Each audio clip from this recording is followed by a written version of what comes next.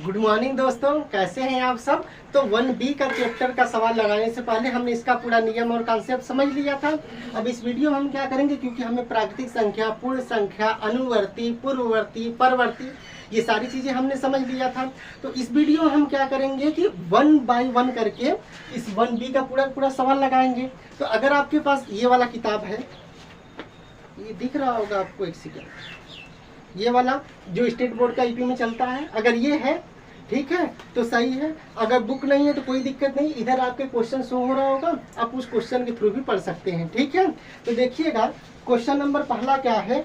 अगर आपके पास किताब है तो ठीक है, अगर किताब नहीं तो कोई दिक्कत नहीं है, इधर आपके क्वेश्चन दिख रहा होगा, उसके जरिए भी आप पढ़ सकते हैं। ठीक है, तो देखिएगा 1 बाय 1 करके सवाल लगाते हैं। तो 1B का पहला सवाल है कि निम्नलिखित सारणियों में रिक्त स्थानों की पूर्ति के लिए सारणी के नीचे 4 विकल्प दिए गए हैं, जिनमें से केवल एक ही सही है। सही विकल्प चुनकर रिक्त स्थानों की पूर्ति कीजिए। ये रीजनिंग टाइप का सवाल है। क्वेश्चन नंबर देखिएगा पहला, क्वेश्चन नंबर पहला क्या दिया है, ऐसे इस तरह से डायग्राम बनाया है, मतलब इस तरह से लिखा है, 4 लिखा है, 5 लिखा है, 6 लिखा है, 7 लिखा है, 8 लिखा है। अब देखिएगा फिर लिखा है 23 लिखा है, 24 लिखा है, फिर 25 लिखा है, फिर क्या खाली स्थान दिया है, फिर 27 लिखा है, और ऑप्शन दे रखा है आपको 21, फिर क्या दे रखा है 22, और फिर क्या दे रखा है 26, और चौथा क्या दे रखा है 28। ये ऑप्शन दे रखा है। ठीक है, यानी कि आपके क्या दे रखा है 4, 5, 6, 7 ऐसे लिख रखा है, फिर 23, 24, 25 खाली स्थान दिया है, 27 दिया है।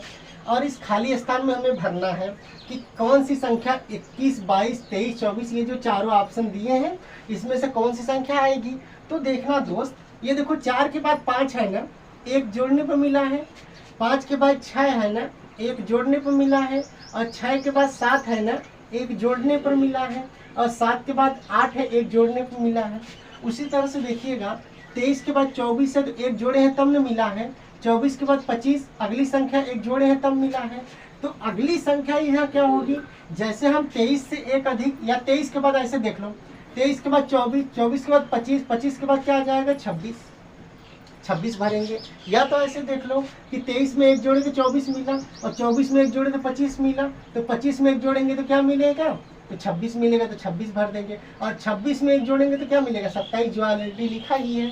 तो यहाँ पे क्या भर देंगे हम 26, क्या भर देंगे 26। ये थर्ड वाला ऑप्शन सही हो जाएगा, थर्ड वाला ऑप्शन क्या हो जाएगा, सही हो जाएगा। क्वेश्चन नंबर 2 देखिएगा, क्वेश्चन नंबर 2, क्वेश्चन नंबर 2 कहा है कि क्या है 9, 8, 7, क्या लिखा है 9, 8, 7,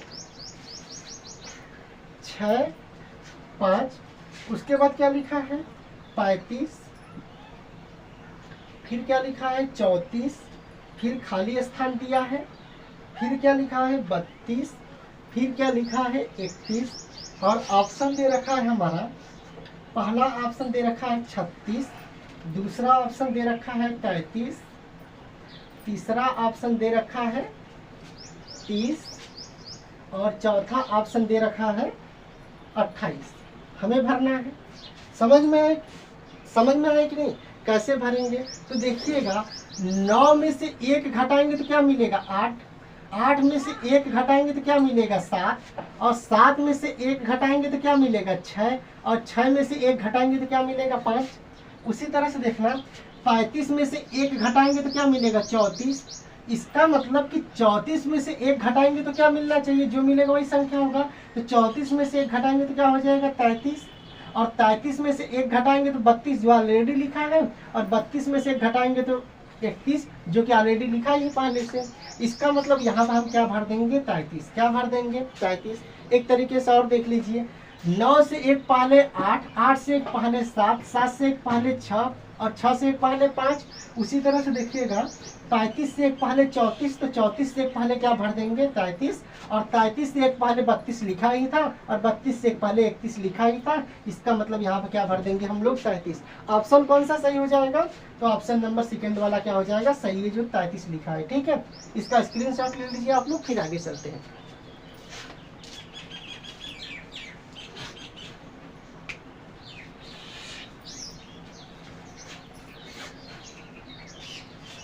ठीक है, स्क्रीनशॉट हो गया होगा। अब देखिएगा कैसे होगा, देखना।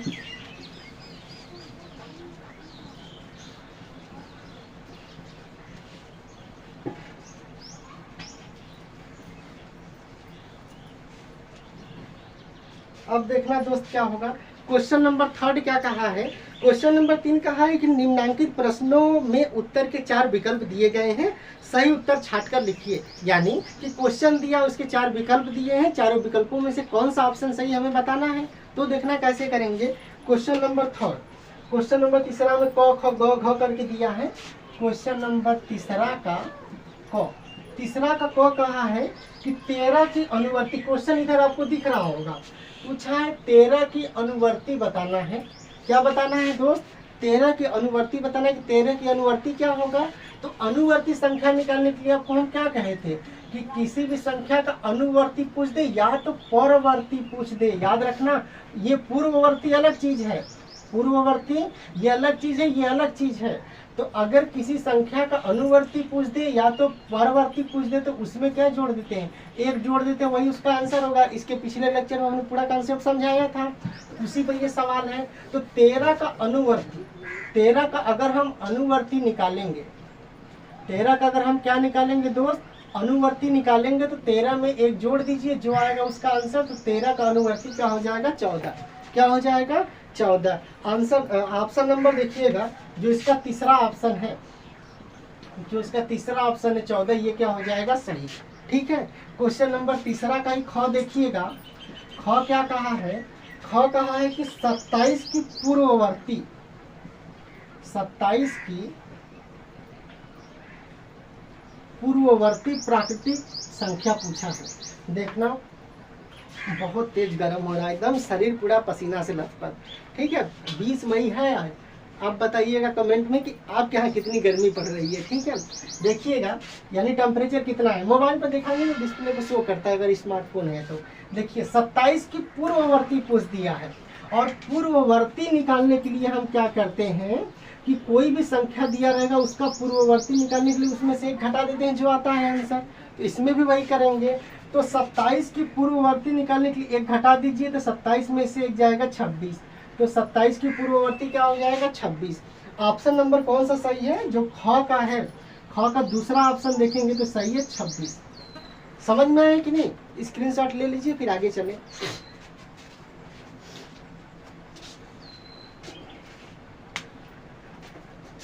ठीक है, स्क्रीनशॉट हो गया होगा, आगे देखिएगा।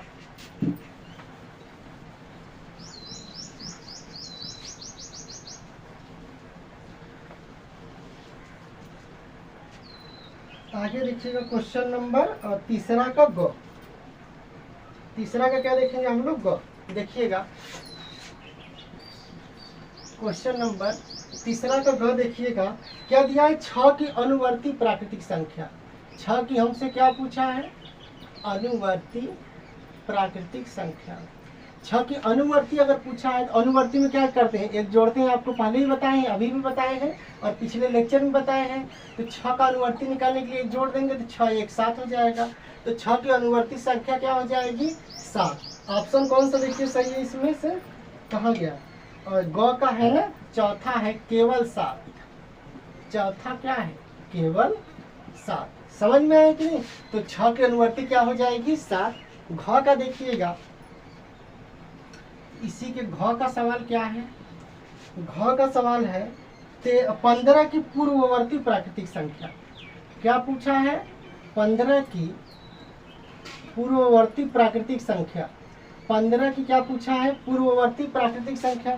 तो 15 की पूर्ववर्ती निकालने के लिए एक घटाते हैं, तो 15 में से एक घटा दीजिएगा, क्या हो जाएगा, 14।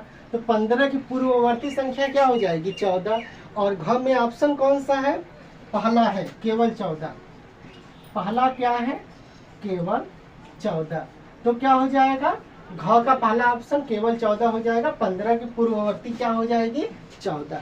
तो देखिए, हम पहले जब कॉन्सेप्ट समझ लिए थे, अनुवर्ती, पूर्ववर्ती, परवर्ती और प्राकृतिक संख्या, पूर्ण संख्या। प्राकृतिक संख्या किसके आगे सवाल आएगा, क्वेश्चन नंबर 4 से स्टार्ट होगा, लेकिन पूरा कॉन्सेप्ट समझे तो इसलिए इसमें फटाफट सवाल लगा पाए। तो इसीलिए हम पहले कॉन्सेप्ट समझा देते हैं कि कॉन्सेप्ट समझ में रहेगा, यानी दिमाग में रहेगा तो आपको सवाल बेहतर समझ में आ जाएगा।